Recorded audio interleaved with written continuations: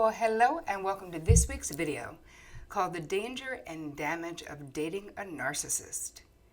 Are you dating a narcissist? Are you a narcissist? My name is Terri Cole and I am a licensed psychotherapist, a relationship expert, and the founder of the Real Love Revolution. So let's talk about this very painful topic of dating narcissists. And it's not just dating, it's being raised by narcissists. If you have a narcissistic parent, that's also extremely painful. But for our purposes today, I want to help you figure out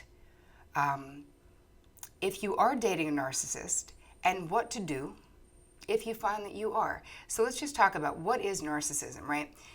I feel like this is something that is all the time in movies and on TV. You hear people talk about, oh, narcissistic, this person's such a narcissist. So let's just go to an actual definition, right? So the Mayo Clinic Research Group defines narcissism, right? Narcissistic personality disorder as a mental disorder in which people have an inflated sense of their own importance and a deep need for admiration. Those with narcissistic personality disorder believe that they are superior to others and have little regard for other people's feelings. But behind this mask of ultra-confidence lies a fragile self-esteem vulnerable to the slightest criticism. So the alternate persona to the real self, which is a very fragile and small self, often comes across as grandiose, above others, self-absorbed, and highly conceited. So, because I feel like narcissism gets confused, where people think that a narcissist is someone who is really smug and they're really full of themselves. They're braggers, but as if they actually are overconfident. The reality is exactly what the Mayo Clinic definition just told us, which is that the narcissist is super insecure. And a real telltale sign, I'm going to go through the list with you, but a real telltale sign, if someone is narcissistic, every perceived slight, they could flip out at. You want to talk about being offendable? Everything offends them. You know, there's that joke there was a movie with, oh God, I can't think of it, but anyway, Beaches was the name of the movie. And the Bette Midler character says, oh, enough about me. What do you think about me? To the Lily Tomlin character. That's what being with a narcissist is like. And I always will say to my clients who are dating and interested in getting involved with someone, it's not about what they say necessarily, although in this case it is, but it's also about what they do. Does the person ask you a question and listen to you, like create expansion so you can actually answer, or are they a wait to talker, as my friend Jill would say? It's just any opening so that they can bring the whole conversation back to them. Narcissists get very bored when the attention is on anyone else. So that's another telltale sign. So I'm going to go through the list. And of course, then we can get to why is it painful to date a narcissist? Well, it's painful to be with someone who can't take you in, who doesn't take you in, who isn't interested in taking you in. So I'm also going to hit a little bit later in this video being raised by a narcissist and how that impacts who we end up dating if there is no therapeutic intervention or some kind of intervention, right? This video intervention could probably do the trick, but there has to be something that brings your awareness up into the main part of the house about who you're attracting and about the way that they're treating you. So, number one, and don't worry, there's always some kind of checklist. In the link, there'll be a checklist so that when you're dating, you can make sure that you are not dating a narcissist. You can cut it off early.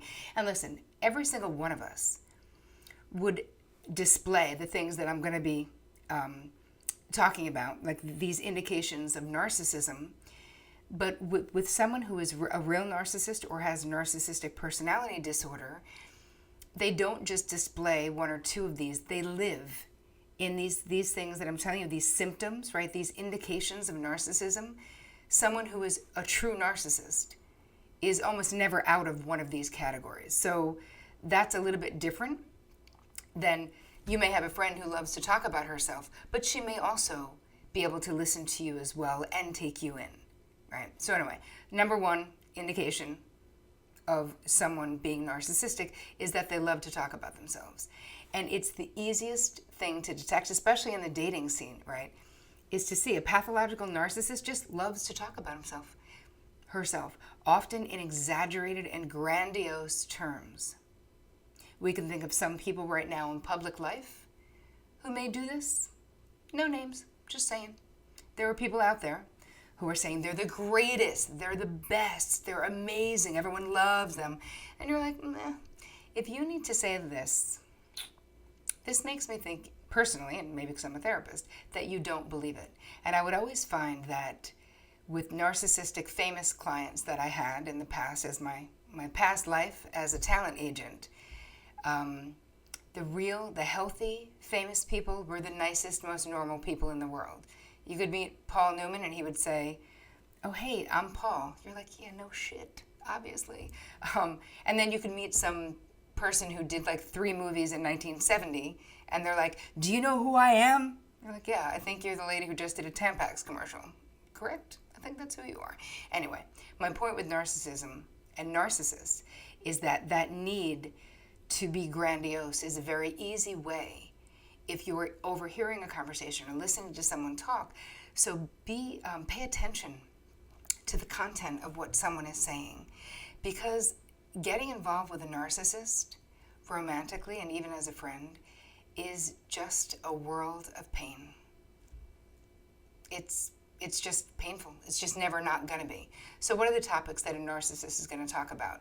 Accomplishments, achievements, right? The trophy complex, they call it, where they just want to just whip out everything they've ever done. Exciting and envy-worthy activities, right? Private plane. And really excessive focus on personal issues and concerns. You know, people who are like, you know, they have a hangnail. Like nothing's actually wrong with them, but they want everyone to care about this slight thing that happened for them. It's like it's an injury. And from a therapeutic standpoint, we talk about narcissistic injuries where if someone is a narcissist and you have a conversation with them that they don't like, or you say something that they don't like, they will hold on to that shit forever. They will be throwing that in your face 20 years from now. Yeah, like that time when you cut me off. You're like, oh my God, that was 1995. Like, are you still talking about that? But that is how they have this file cabinet of any slight, any perceived slight. That's the crazy thing with narcissists. It doesn't even have to be that you actually did anything. They just have to think you did. And they'll be punishing you forever. And they also always are putting other people down to basically show their own superiority, to raise themselves up by putting people down, which, wow, makes me so uncomfortable when I'm with people and they're doing that. That's like your friends who constantly talk shit about other people. And just because they do that, it doesn't mean they have narcissistic personality disorder. But I'm just saying that's in the same vein of gossiping about someone because you're feeling bad about yourself. Many narcissists are very charming. They can be very romantic. But it's not free. There's always some kind of a catch. So with narcissists, they can come across as very alluring during the initial phase, right? When they're chasing you, when they're wanting to get you, or they're trying to win you over. The charisma, they've got the attention they're pouring on you, flattering you, making you feel special, giving you gifts, dinners, getaways, lots of sex, right? Wow, it's great. To lift you off your feet, they're persuading you, right? To get you to give them what they want. Well, there's nothing wrong with that. And a good lover is great. These are all traits that a narcissist will actually craft in order to use others. This person may not really be interested in you, but only wants to extract from you. And it's often to fulfill like this inner emptiness. But it doesn't usually last, right? And it never leads to true intimacy. So they want something. They want your adoration. They want you stroking their ego, and they'll do all of those things in the beginning. But then once you become a normal person, or the relationship normalizes in some way, they will most definitely lose interest. Third quality of a narcissist, lack of reliable follow through, right? Lack of reliability. Like they actually say a lot of things and don't follow through. So there's a lot of promises, pie in the sky, and almost promising you anything. And they regularly break appointments. They don't care. Habitually failing to fulfill promises and agreements. It's someone that you really can't trust. And because of the way they are, they just expect you to say nothing about it, get over it, whatever, right? It's also, these traits can also be very emotional. So it's lack of emotional dependability, right? So they're there 1 minute and then gone the next. So this observation of inconsistency is really important for you to see and for you to notice, because these are all signs of narcissism. The next is instant gratification. Some narcissists, being highly self-centered, self-absorbed, they expect instant gratification to fulfill their needs. And it may be goading you to answer their texts immediately. They may expect you to be 24/7 on call, at their beck and call. That is so narcissistic, that pressuring you to do everything their way. They don't care how you want to do things. So a quick way to detect a possible narcissist is to gently say no, or let me think about it, and to request that you're not comfortable with something, right? And this is gently, and see how, if you're dating the person, see how they respond. Because if they try to talk you out of it, this is a telltale sign of a narcissist. If they try to persuade you to get what they want, even though you've already said, hey man, I don't like that, or I'm not comfortable with that. If they show impatience, irritation, anger, sort of like a bratty kid, like they're gonna stomp their foot. Take note of this, because this is a telltale sign. Another telltale sign of narcissism is someone who's constantly violating your boundaries, which sort of dovetails on the one above. The narcissist is a rule breaker, for sure. And I can tell you, I'm a rule breaker, and do not have narcissistic personality disorder, so they don't always have to go together. Again, this is a list that is giving you ideas of what to look for. So the narcissist enjoys getting away with stuff, violating rules, social norms, right? Cutting in lines. Chronic under-tipping. Wow, that is so annoying. My mother was a waitress most of my life. I tell you, when I was dating before I was married, a cheap guy, under-tipping, I would just say, oh, hey, you know what? Some people live on that. My mother was a waitress, and we really needed that money. Hate that. Stealing office supplies, which sounds really weird. Breaking lots of appointments, right? Again, not keeping their word, not following traffic laws. Just simple stuff, right? There's something they get off on, having people break the rules for them. They feel above the rules. What else? A pathological narcissist disregards other people's feelings. That is first and foremost. They don't care about your possessions. They don't care about your time. They don't care about your physical space. They care about what they want. They overstep, and they're insensitive. And rather than being remorseful or feeling bad about it, they actually are kind of proud of I told him to fuck off, whatever. Instead of feeling ashamed, a normal emotion would be having some regret, maybe having some remorse. They're actually proud of being that way. Number 6 is being entitled. They expect preferential treatment from others all the time. They expect people to cater to their needs. That's just entitlement. And wow, listen, you guys know, entitlement is, if you're in a relationship with someone who's entitled, it is so exhausting. And it's so, for me personally, super infuriating. You're like, wow, you just feel like you have a right, you're entitled to everything. What about some other people? What about other people, So really pay attention to the way, if you're dating someone, how they treat service people, cab drivers, like we said before, waitresses, right? If they treat them as lower, they order them around, they're mean to them, they name call, really be aware. Really be aware, because that is definitely a sign of narcissism. And the next one is manipulating. right? Using others to extend oneself. So they use their romantic partner, let's say, to meet unreasonable self-serving needs. It's so unfair. Fulfill unrealized ambitions and cover up self-perceived inadequacies and flaws. I can't wait to show you off to my friends and make them jealous. That was from an anonymous narcissist. So you're like, oh, great. So it's not, I can't wait for my friends to meet you because you're so awesome. It's, I can't wait for them to see how hot you are, so that elevates my social status, right? I mean, there was another quote from an anonymous narcissist that said, I talked my girlfriend into letting me live with her rent-free, and I also get to use her car. Wow, you're a narcissist. Anyway, the last one that we're going to talk about is constantly, all right, no, we're not. All right, maybe the next two. Constantly putting other people down. And I don't even need to explain that because you get it. Everyone is incompetent. Everyone is inefficient. Nobody knows how to do anything except them. So this, as much as when you're dating a narcissist in the beginning, they may think you're great at this, that, and the other. But trust me, as time goes on, they will think that you are just as stupid and incompetent as they think everyone else on planet Earth except them are. So know that. Be really aware, right? They'll also do mean jokes, but where they have a hint of truth to them. So putting you down in tricky and crafty ways, or watching them put other people down in tricky and crafty ways. This is definitely a sign of narcissism. The real thing, like I said before, another one of these symptoms is about how do they respond if you don't give them what they want.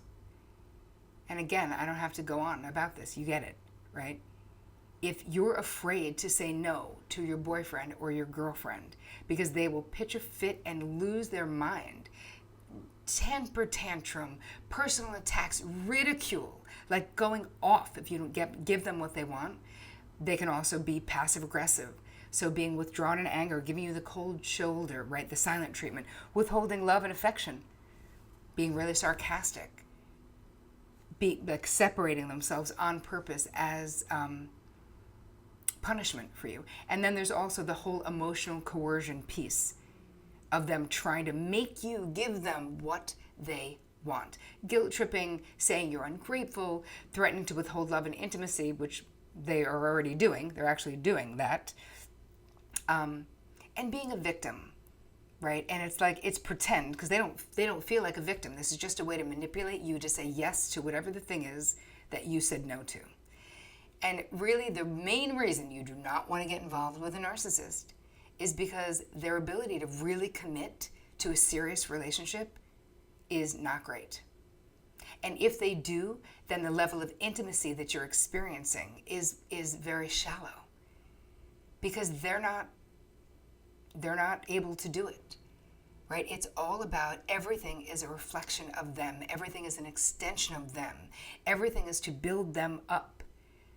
So how can someone like that, with those traits, actually take you in? Actually, an intimate relationship requires you to be known, you to be seen, and not just as the hot girlfriend or the hot boyfriend of the narcissist.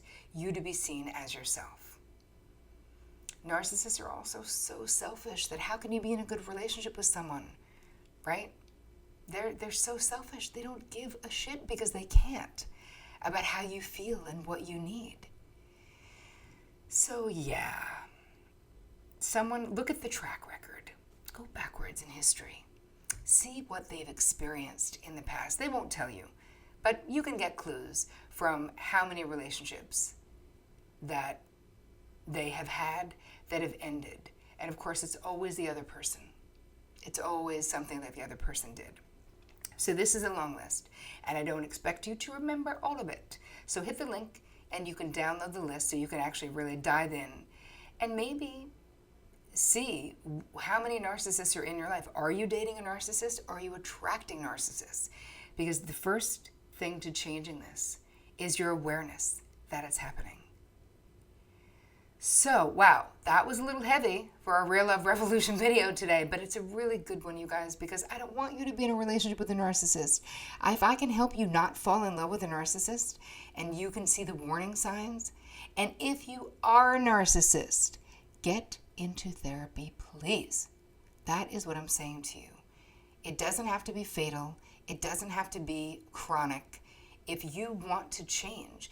But if you're watching this and you're a narcissist, you think I'm an idiot and I don't know what I'm talking about. So I don't imagine that this video is going to reach you. But for the rest of you loving souls, I don't want you to end up in the prison that being with a narcissist is, because it is so unsatisfying and painful.